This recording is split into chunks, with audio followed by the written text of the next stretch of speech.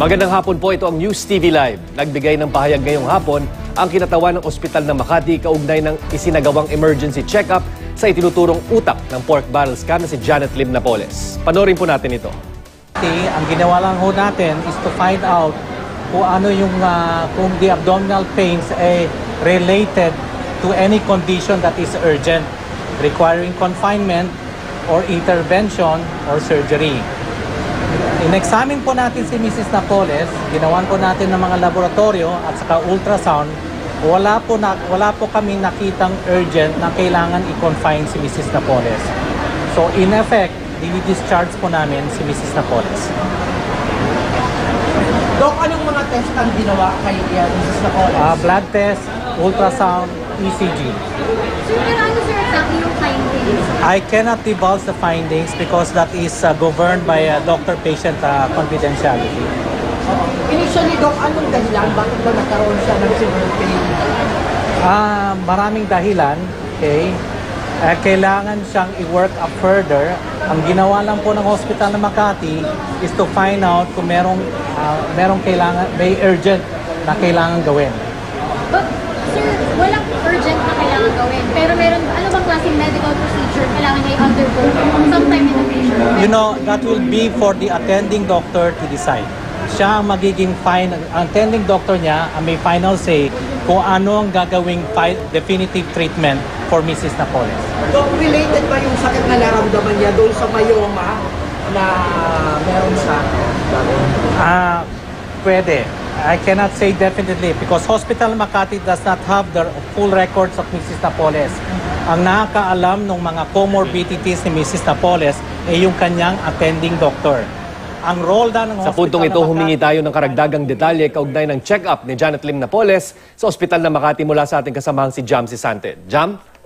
Yes, Chino, tapos ng araw yung medical examination kay Janet Lim Napoles. Ayon kay Dr. Perry Peralta, Medical Director ng Ospital ng Makati, nagsagawa sila ng blood test, ultrasound at ECG kay Napoles at lumabas naman daw na walang urgent need para isailalim siya sa operasyon o para i-confine siya dito sa Ospital ng Makati. Kaya ayon kay Peralta, discharge na raw nila si Napoles at ibabalik na raw ito sa kanyang kulungan doon sa Fort Santo Domingo sa May Laguna.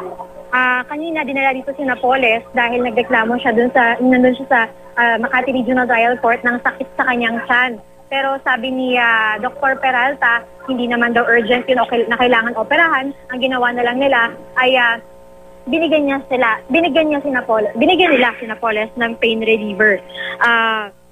Sa ngayon, hindi raw niya madidisclose kung ano talaga yung findings nung naging mga ginawa nilang exams dahil nga sa doctor-patient confidentiality. Hindi rin masabi sa ngayon ni Dr. Peralta kung ano ba talaga, kung related ba yung pagsakit ng kanyang tiyan dun sa kanyang nasabi ng dating kondisyon na myoma. Posible daw, pero ang dapat daw magsalita talaga tungkol dun ay yung kanyang attending physician. Sa ngayon ay dadalhin nga raw, umalis na rito si Napoles at dadalhin daw ito dun sa kanyang kulungan sa Fort Santo Domingo. Chino. So tama yung pagkaintindi natin na Jam, umalis na ng Ospital ng Makati itong si Janet Lim Napoles kasama ng kanyang mga security escorts pabalik ng Fort Santo Domingo?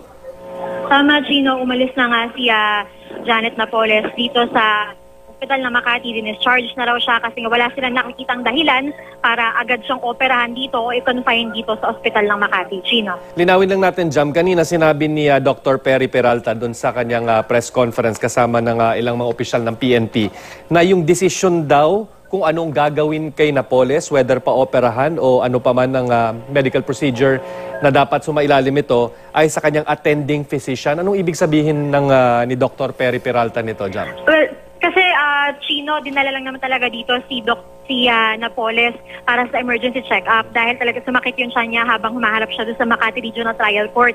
So hindi nila alam talaga o hindi nila hawak yung records niya tungkol sa kanyang medical history, kaya hindi sila makakapag-recommend talaga ng anong dapat na gawin sa kanya. Kaya dapat daw yung doktor na talagang tumitingin sa kanya ay yun yung magdedesisyon kung anong dapat na gawing medical procedure sa kanya. Chino. So Jam, ang pagkaintindi natin, tama ba na ang sinasabi ni Dr. Peralta ay yung pagka-discharge dito sa OSMAC ni Janet Lim Napoles ay hindi necessarily nangangahulugan na hindi ito kailangan operahan. Tama ba? Tama, Chino, sinabi ni Dr. Peralta na there is something wrong with her. Meron nga siyang sakit, pero wala sa kanila or hindi para sa kanila na sabihin kung ano yung dapat na gawin sa kanya. Ang dapat daw magsabi nun, yung talagang doktor na tumututok doon sa kanyang kondisyon. Chino.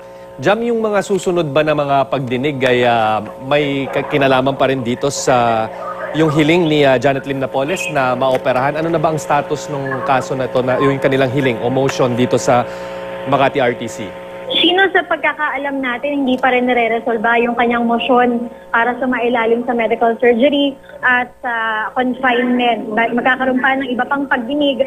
Nagkataon lang talaga na sumakit yung tiyan niya ngayong araw sa pagdinig ngayon, kaya dinala na siya doon sa ospital ng Makati. Pero hindi pa rin nakakapag-desisyon yung judge ng Makati RTC Branch 150 kung papayagan ba o papaboran ba yung motion ni Napoles. Chino. Nako, ibig sabihin dyan, may mauulit na naman ng pagpunta at pag-alis ni Janet Lim Napoles mula sa Fort Santo Domingo itong mga darating na araw. Tama ho ba? Chino, sa pagkakaalam natin, may mga panahon na sa pagdinig na hindi naman required yung personal presence ni Napoles. Hindi pa malinaw sa ngayon yan, pero sa pagkakaalam natin, yung pagpunta nga niya ngayon medyo short notice eh. So, hindi pa malinaw sa ngayon kung kailangan bang pumunta pa siya dun sa mga susunod na pagdinig. Chino. Kasi meron na siya mga pinatawas. Chino. Okay, maraming salamat, Jam Sisante. Umalis na nga ng ospital ng Makati si Janet Lim Napoles kung saan siya dinala para sa isang emergency check-up kaugnay ng iniinda niyang umanong bukol sa matris. Kanina, naging emosyonal ang hiling ni Napoles sa Makati Regional Trial Court, Branch 150, na payagan na siyang magpagamot sa St. Luke's Medical Center sa Taguig City. Ito'y matapos sumakit ang kanyang tiyan sa loob mismo ng courtroom. Pero nanindigan kanina si Makati RTC Judge Elmo Alameda na kung kailangang dalhin sa ospital si Napoles ay dapat sa isang government hospital lamang. Kaya naman sa ospital ng Makati, na isang pampublikong ospital, si Napoles dinala para sa naturang emergency check-up. Sa pahayag ni Makati City Police Chief Senior Superintendent Manuel Lucban Jr., kasama raw si Napoles sa kanyang silid sa ospital ng Makati ang kanyang abogado, asawa, mga doktor ng ospital, gayon din ang doktor ng PNP General Hospital na si Chief Inspector Bermudez. Dumating si Napoles sa ospital ng Makati pasado alas 12 ng tanghali kanina. Anya, ang obigay ni ng ospital ang magre-recommend sa PNP doctor kung anong dapat gawin kay Napoles at kung kailangan ba nito ng medical procedure. Depende sa desisyon ng PNP doctor kung ipa-opera si Napoles at kung kailangan pa bang i-confine ito sa ospital ng Makati o kung pwede na siyang ibalik sa Fort Santo Domingo sa Laguna kung saan siya nakadetine para sa kasong serious illegal detention na isinampa laban sa kanya ng PDAP scam whistleblower na si Ben Horluy. Matapos ang pagdinig ng Makati RTC kanina, inaasang dedesisyonan na ni Judge Alameda ang motion ni Napoles na magpa-opera sa isang pribadong ospital.